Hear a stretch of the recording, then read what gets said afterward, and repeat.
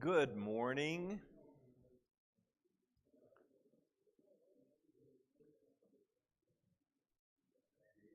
It is time to begin our Bible school class. It's good to see everyone here. We are on page 17 of our workbook. The text is going to be James 1, 12 through 18. It is available in the workbook, or you can open in your own Bibles.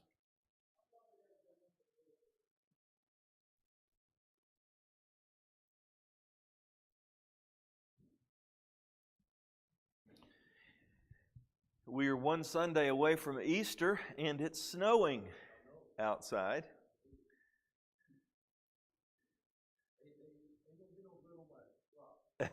Yes. Yeah, I think we planted some flowers this week, and I use we in the sense of collective we. They don't ask me to plant anything.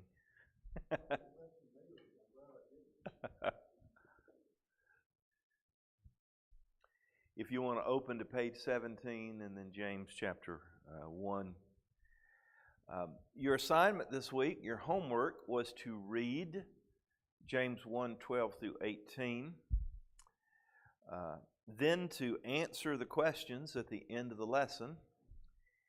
And we have a memory verse of James 1, verse 12. Would anyone like to quote James 1, verse 12 for us this morning?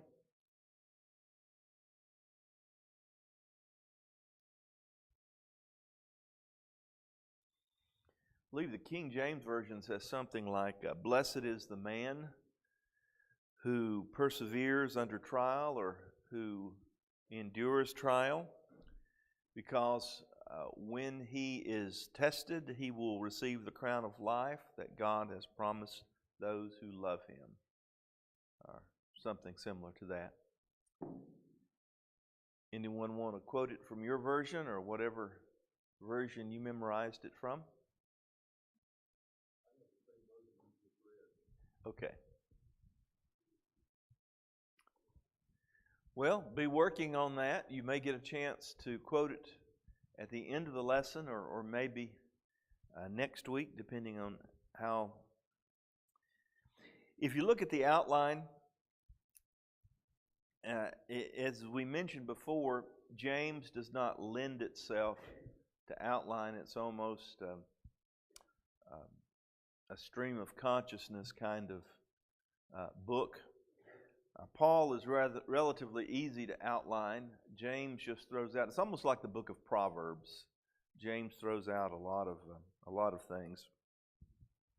But because we like to organize things and have things easily accessible to us in forms that we are familiar with, I have included an outline.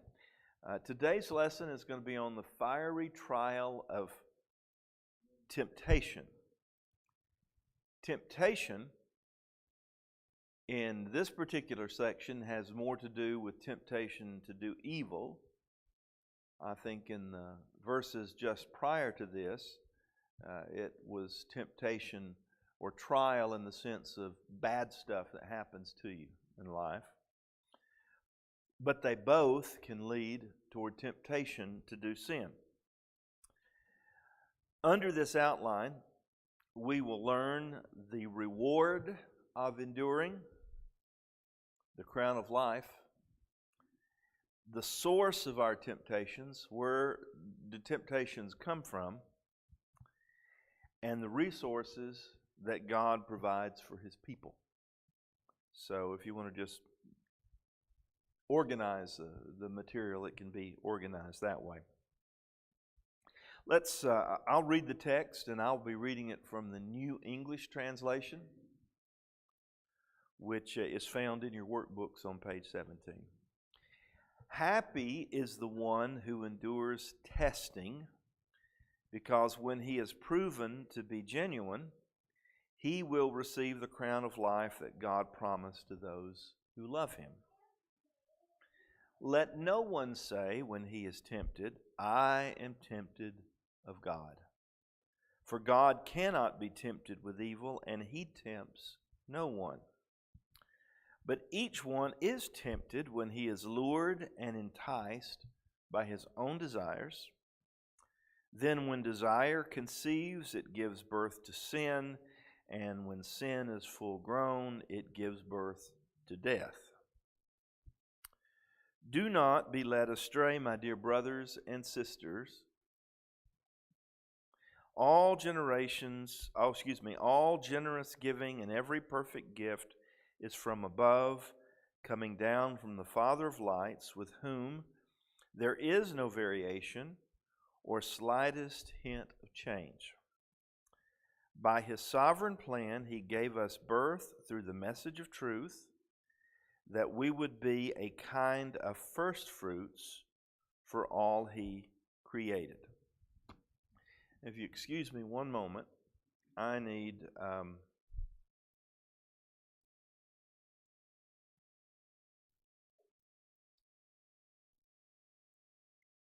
to respond to something.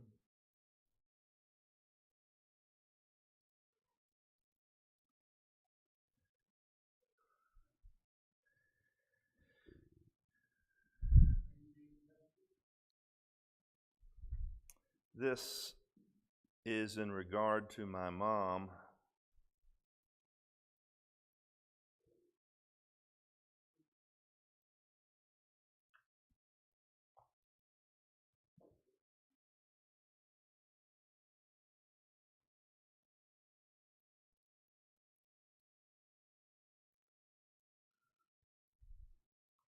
Please bear with me.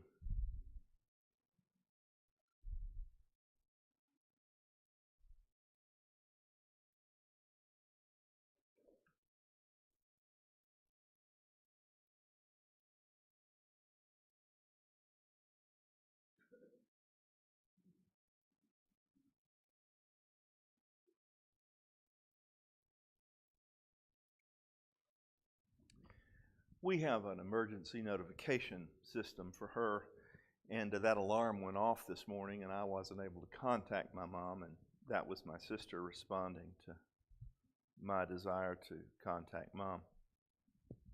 So you can pray for her. I don't think there's an issue. She accidentally pushes that button all the time. But we've been having difficulty with her phone.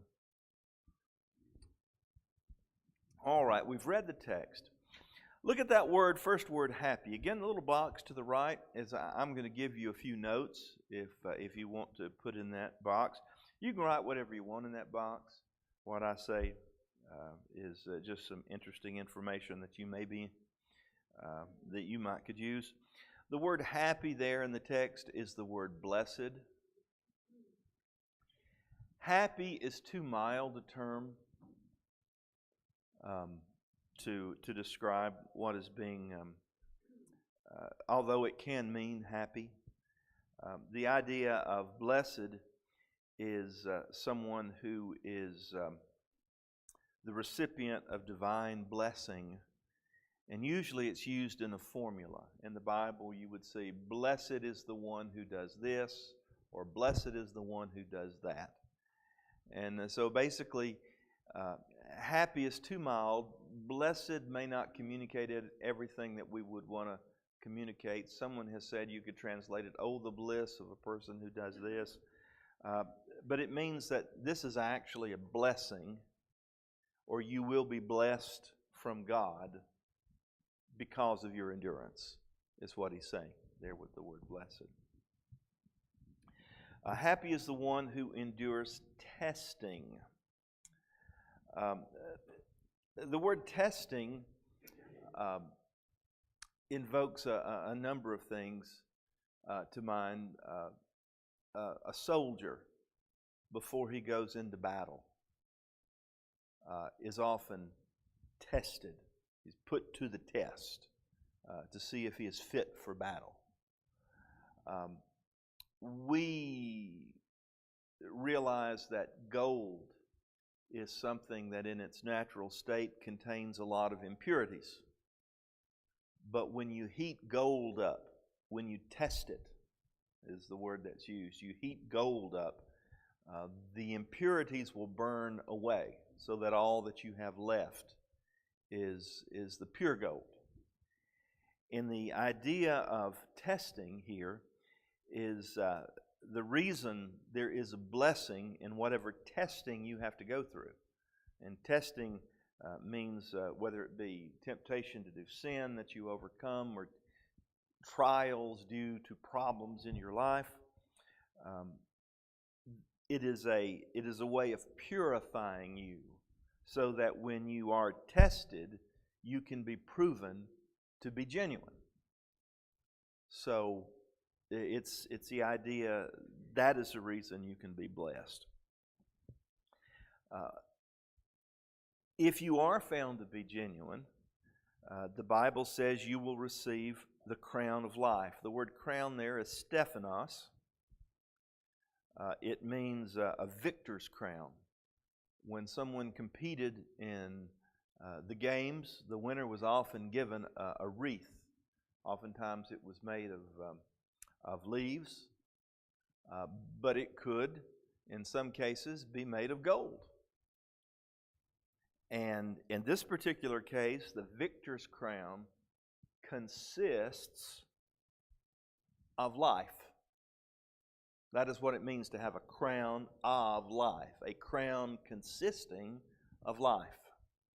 So, being able to endure both trial and temptation is to be found genuine by God and to enable you to receive the victor's crown, which is your reward. And that reward is eternal life. And that is the reason that we can be blessed or blessed, feel blessed. Let no one say when he is tempted. Now this is the same word that is used for trials in the verses that preceded it. But like I said, the word is very flexible. It can mean bad stuff that happens to you that tempts you to do sin, or it could mean literal temptations to do sin. So he says, whenever you're tempted, don't say, I am tempted by God, because God does not tempt people with evil, and he cannot himself be tempted with evil.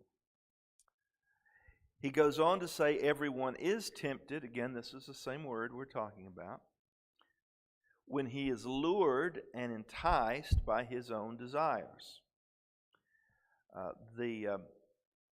The desire that is mentioned here, some of the older versions translate the word lust. And the word epithumia in the Greek literally means simply desire. And it could be used in a positive sense, or it could be used in a negative sense. It depends on what you're desiring and whether or not you're entitled to it. If it is something that's bad, if you have a desire for something that it is in and of itself is bad, then that would be translated as lust. If you desire, even if it is something good, but if you have no right to it, then that would be considered lust, because you're lusting after something that doesn't belong to you or something that you have no right to have. So it's important that we realize that there is a distinction in the Bible between lust and desire. But here I think it would be, you could translate the word here as lust, but your desires in and of themselves are neutral. You understand that. God made us to desire certain things. That's how we're constructed. That desire is not wrong. What makes things wrong is the context. Either you want something that's bad or you want something that's good that you have no right to. So he says, really though, the cause of temptation doesn't come from God. but it comes from within us, what we desire. But he says then, he mentions being lured away. Now, I'll just ask Harold, what does that sound like? Are you familiar with lures? Oh yeah, fishing. It's a fishing metaphor. Get hooked. But lure is a fishing metaphor, or it could be even a hunting metaphor. They didn't envision putting out duck decoys or having some sort of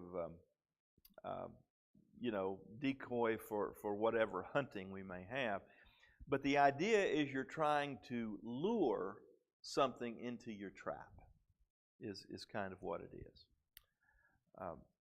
I used this illustration, this is years ago, and I noticed this even as a young boy.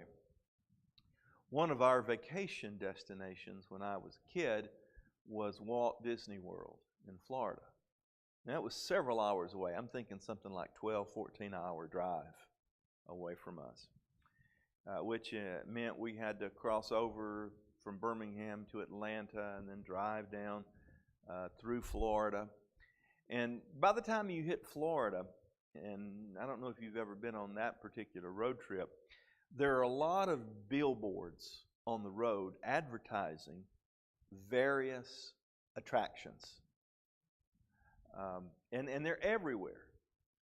I don't know if you guys remember Cypress Gardens. You may have heard of Cypress Gardens, or it might have been where they had the glass-bottom boats, but there was a place, there were glass-bottom boats. But you could also go see the two-headed alligator, or you know what I'm saying. They had all these all along the way. Now, as a kid, that really intrigued me because I want to see the two-headed alligator, But I want you to think about this. You have a goal. What is your goal for this particular vacation? To go to Disney World. Back then, we didn't have the internet. You didn't order your tickets in advance. You just drove down there and you got them. So if we stopped for every little distraction all along the way, what would happen to our trip to Disney World? Yeah, we wouldn't ever make it because we were drawn away. I think the King James Version says drawn away by their own lust. In this case, lured away by something else, by something of lesser value than really what you wanted to go see. So you got the fishing metaphor, and he pictures Satan, with the lure. Now, of course, they probably weren't thinking about pole fishing like we would have, but the bait would lure people into sin. Go ahead, Harold.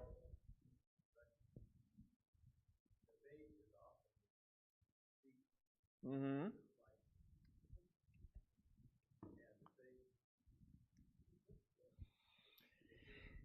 Yeah, a true lure just looks good, right? You're not gonna taste anything really well.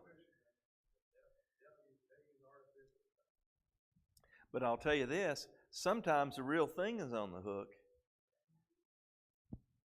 but it's still deceitful because there is a hook. that.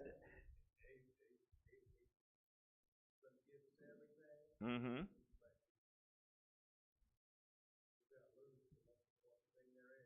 That's exactly right. Each one is tempted when he's lured away and enticed by our own desires. In this case, it's not signs along the road. What lures us is our own desires. And it's different for all of us, whatever those things may be. Then he says there is a progression to this. We're all going to sin. We're all going to be tempted. We are all going to be lured by something at some time or the other. But he says there is a progression, and he changes the metaphor to basically impregnation and giving birth to a child. He says when desire conceives, when you give in to desire, when desire conceives, the child that is born from that sinful desire is sin. And when sin grows up, what's it going to bring? Death. And so he is very vivid in what he describes. Remember, when we were looking at the introductory material, James is very vivid in his illustrations. The very fact that he's using this fishing and hunting, we're probably more familiar with the fishing part of this.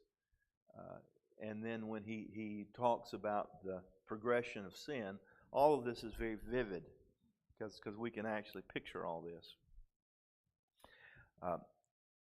Do not be led astray, my dear brothers and sisters. All generous giving and every perfect gift comes from above. Where do all good and perfect gifts come from? God. Everything. Yes, sir.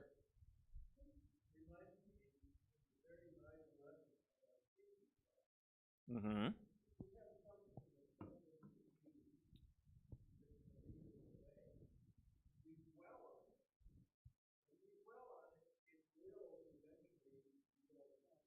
Yes.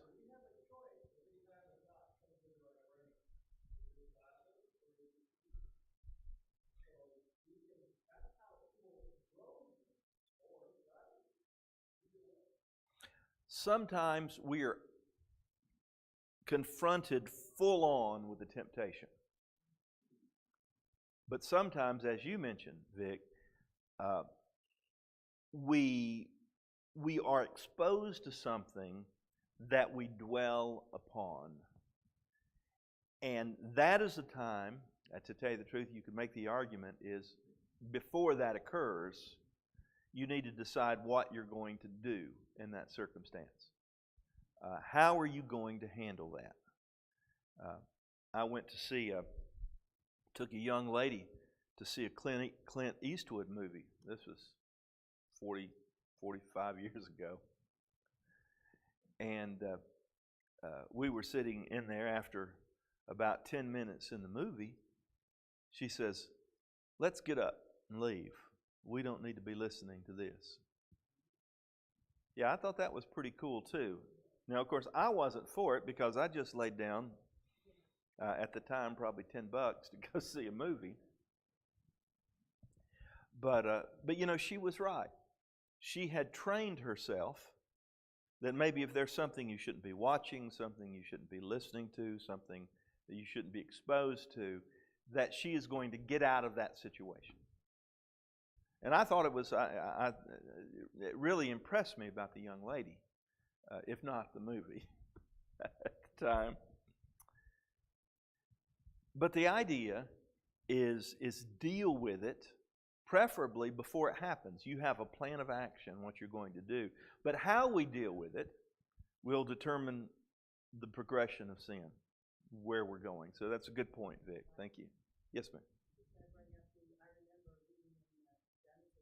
Eve was looking at the fruit. I mean, she was looking at the tree, she was looking at the fruit, and she looked at it for a long time, and she loved how it looked. Mm-hmm. And I thought, boy, isn't that how it all starts? Yeah. That's how it all starts. You know, I mean, it's just, you know, she was told not to taste it, but she's still going to look. Yeah. You know. Good. Colleen mentioned that it reminds her of Eve in the garden, that she looked at the fruit and she saw the fruit was good to eat, and the longer she looked, the more she wanted it. Yes, Harold.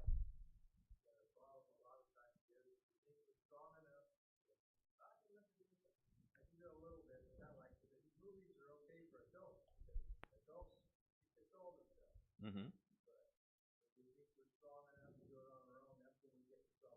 Well, the scripture says that he who thinks he stands, take heed lest he fall. And that's exactly right, Harold. We think as adults that maybe we can tolerate something. And, you know, before you know it, it creeps in. It really creeps in. And, of course, I think that is also the result of Satan as he operates in our hearts and in our lives. Anyone else? Yes, sir.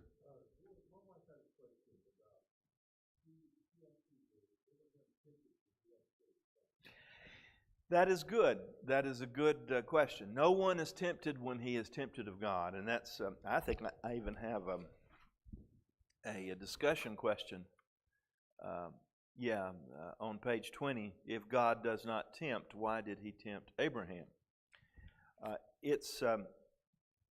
The idea is he was testing Abraham. And maybe we're just playing with words here. God doesn't tempt people to do sin. In this case, he was testing Abraham's faith to see if he would do what he said he would do, that he was totally committed to God. Now, understand with Abraham, God says, you're going to have a child. You're going to have a child. It's going to be a child of promise. This is going to be a child that's going to bless the whole world. You and Sarah are going to have a child. So 25 years passed. No child.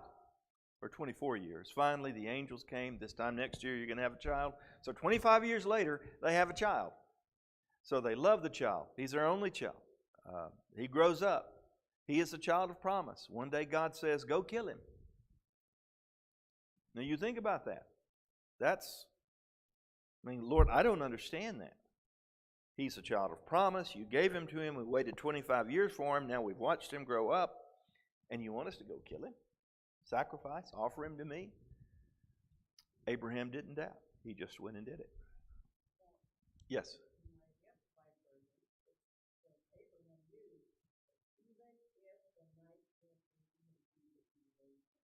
Mm-hmm. Yes. And that is one of the things that would separate that from being temptation to sin and testing. In a sense, you can say that when God allows bad stuff, because if you believe in the sovereignty of God like I do, God at least allows things to happen. If God allows bad things to happen and you were tested by it, that doesn't mean that God is tempting you to do sin, but He is testing your character. Yes?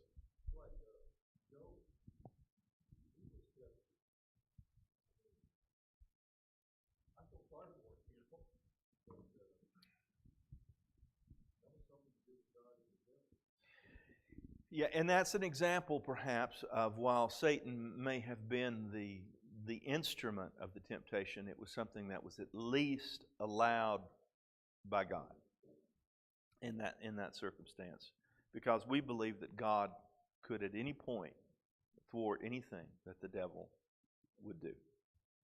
That's a good point. Thank you. All right.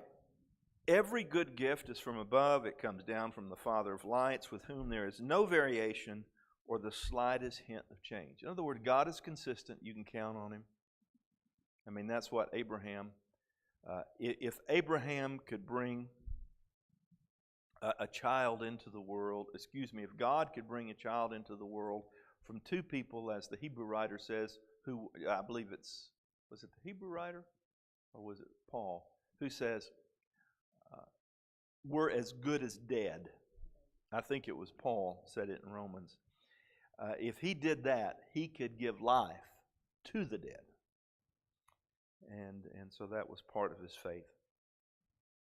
By His sovereign plan, He gave us birth through the message of truth, that we would be a kind of first fruits of all He created. The first fruits, I don't know, he may be referring to Jewish Christians here as the first fruits of the gospel. Paul often spoke of new Christians in an area as being the first fruits. First fruits were the part of the crop that came first. Usually they were the best. Usually your tomatoes are the plumpest during the beginning part of the growing season than toward the very end. So the first fruits are the best, and they were consecrated and dedicated to God. Then the rest of it could be used for whatever secular, or the word of the Bible would be profane, use that you would want to put it toward. In the same way, here you find children of God are first fruits. And that's those who were first to obey the gospel in a certain area, or in this case perhaps Jewish Christians, if this was written primarily to Jewish Christians, they were first fruits of all He created, all that He was going to bring forth. And He gave us birth by His message of truth, is the idea. So the idea is we have been consecrated as holy, we have been dedicated to His service. And the fact that they were first just meant that they were first in chronological order. All right, any comments just on the text or maybe some textual issue that you might have seen there? Try to give maybe some insight into various words. Yes?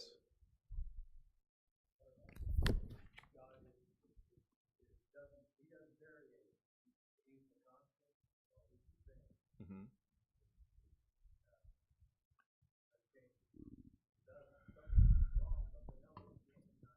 Uh-huh. Exactly. Exactly. God is the constant. If something changes, it's not God, it's us. Reminds me of, remember the cars that had the bench seats? Does anyone have a car still that has a bench seat? Has everything gone to bucket seats now? Remember the, pardon? In the front. The old man and the old woman were sitting together.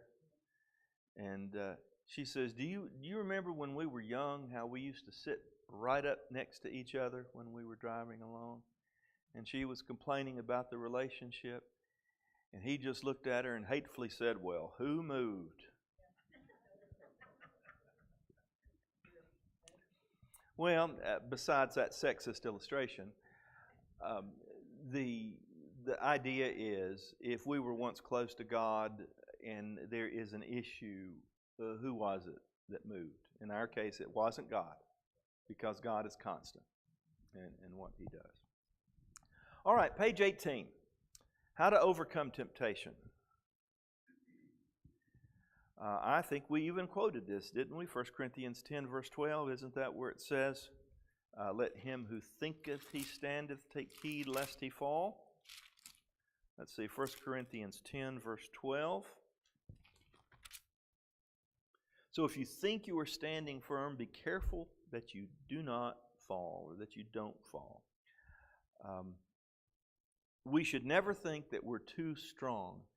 As Harold said, we should never think that we can take fire into our bosom ever and not get burned. Yes?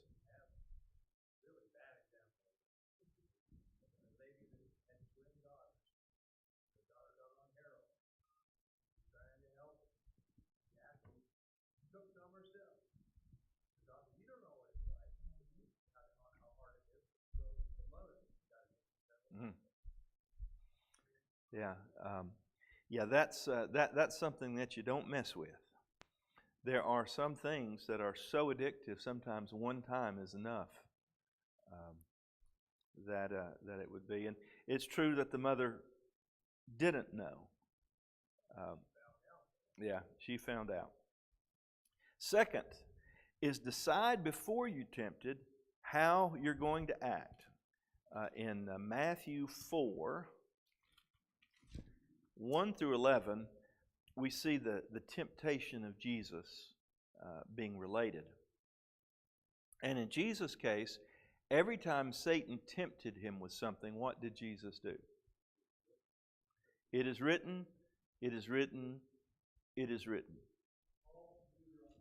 All from Deuteronomy. And interestingly enough, all of the groups or the kinds of temptations Jesus experienced were all temptations that Israel experienced while in the wilderness. And what the gospel writers are trying to show us is that Jesus experienced every kind of temptation, only instead of like Israel, instead of failing like Israel, He succeeded where Israel failed. And if you notice, every one of those temptations, and even the scriptures he quoted, had something to do with Israel in the wilderness and how they sinned. Jesus, though, was able to overcome where Israel failed. Yes, sir.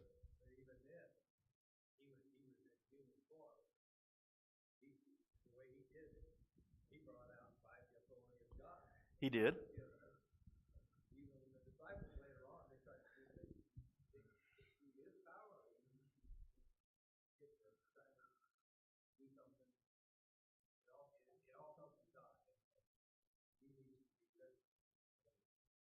Well, we all know more than anyone else where our weaknesses are. If we have a problem with drinking, we do not need to hang out in bars, right? I mean that just makes sense. If you have problems with addiction to drug, you don't need to hang out with people that are using drugs. If you have a problem with lust or sexual sin, you need to know ahead of time the things that are going to be triggers for you, so that you will not find yourself in those situations.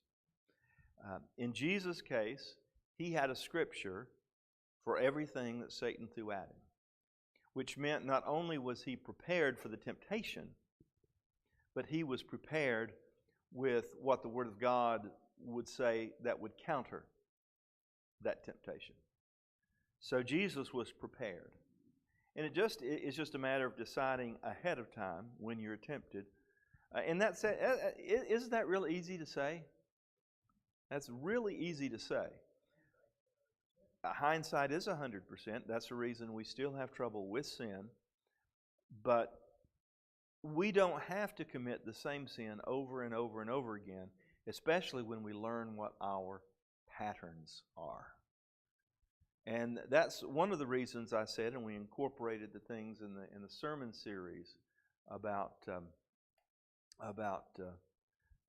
doing change God's way, is I believe that righteous behavior and sinful behavior are all habitual.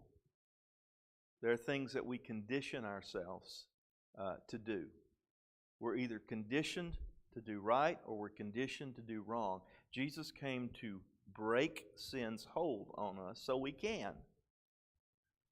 But it's important that we prepare in advance. That's where I think renewing your mind comes in, where you say, stop, this is not how I want to behave, this is not what I want in my head, and I'm going to live differently than this. Number 3, did someone say, yes, Harold?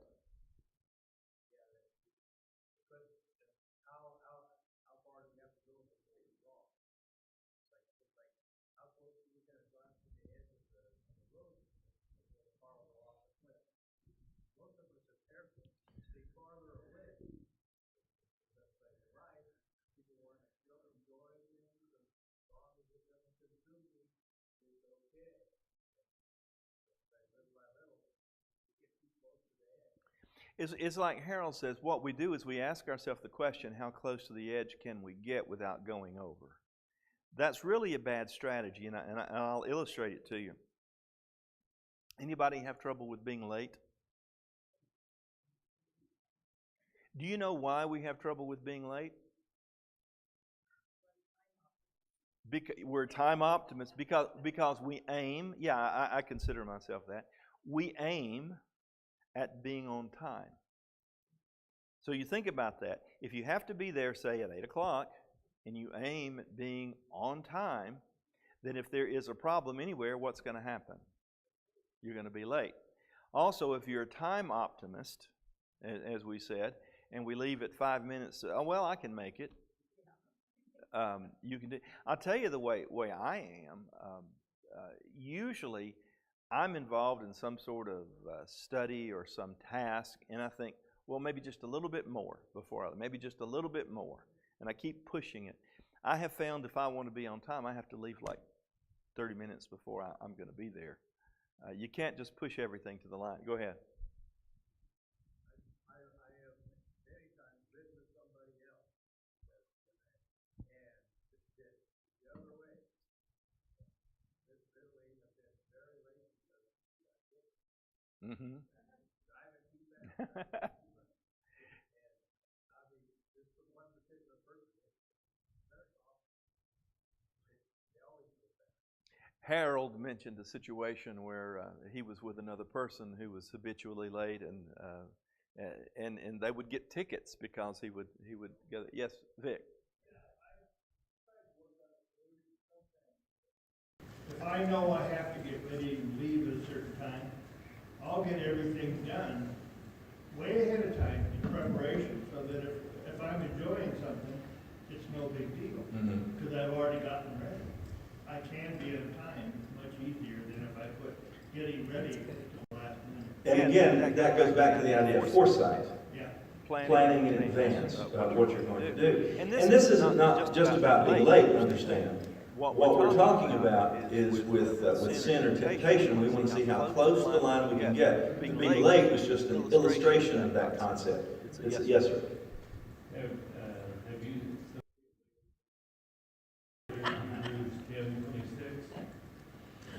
Hebrews 10:26. Hebrews 10:26. Well, let's just read it since you brought it up.